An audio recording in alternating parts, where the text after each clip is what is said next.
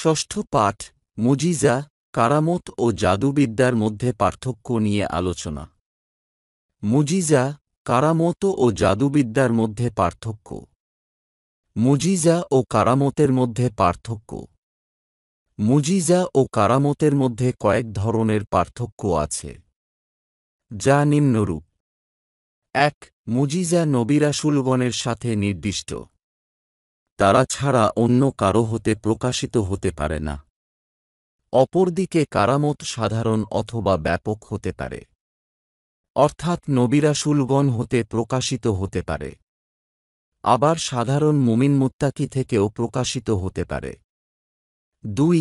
নবী রাসূলগণের দায়িত্ব হল তারা তাদের মুজিজাকে সাধারণের সামনে প্রকাশ করা।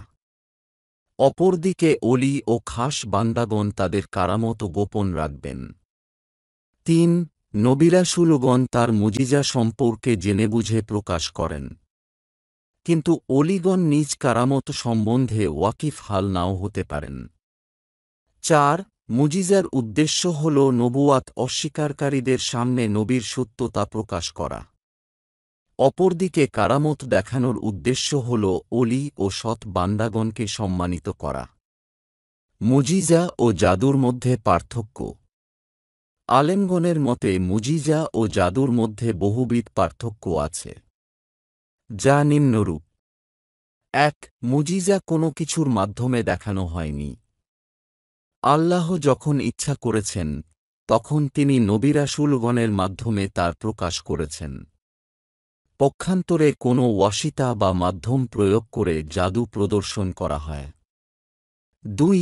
মুজিজা শিক্ষা দ্বারা অর্জন করা সম্ভব নয়, বরং আল্লাহ নিজেই নবী রাসূলগণের মাধ্যমে ইহার প্রকাশ করেন। পক্ষান্তরে জাদুবিদ্যা শিক্ষা দ্বারা অর্জিত হয়। ৩. মুজিজার মোকাবেলা করা কোনো মানুষের পক্ষে আদৌ সম্ভব নয়। এই জন্যে হযরত মূসা আলাইহিসসালাম এর মুজিজার সামনে ফেরাউন কর্তৃক আনিত ১.৫ লক্ষ জাদুকর সম্পূর্ণভাবে ব্যর্থ হতে বাধ্য হয়। অবশেষে তারা ঘোষণা করে, আমরা সমস্ত পৃথিবীর প্রতিপালকের উপর ঈমান আনলাম, যিনি মূসা ও হারুনের প্রতিপালক। সূরা আল-আরাফ ১২১ হতে ১২২। অপরদিকে জাদুর মোকাবেলা করা সম্ভব। এক জাদুকর অপর জাদুকরের জাদুকে ব্যর্থ করতে পারে। ৪.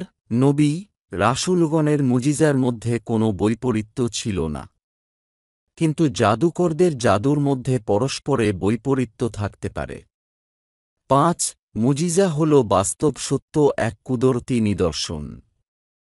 ইহার বাস্তবতার কথা অমুসলিমরাও অকপটে স্বীকার করে, কিন্তু জাদুর কোনো বাস্তবতা নেই। ইহা একটি কাল্পনিক বিষয়। ৬. মুজিজার স্থান ও কালের সাথে সম্পর্কিত কোনো বিষয় নয়। যেমন আল কুরআনের ব্যাপারে বলা হয়েছে, তা সর্বকালের সকল স্থানের মানুষের জন্য এক মুজিজাপূর্ণ গ্রন্থ। কিন্তু জাদু স্থান ও কালের সাথে সম্পর্কিত। ৭.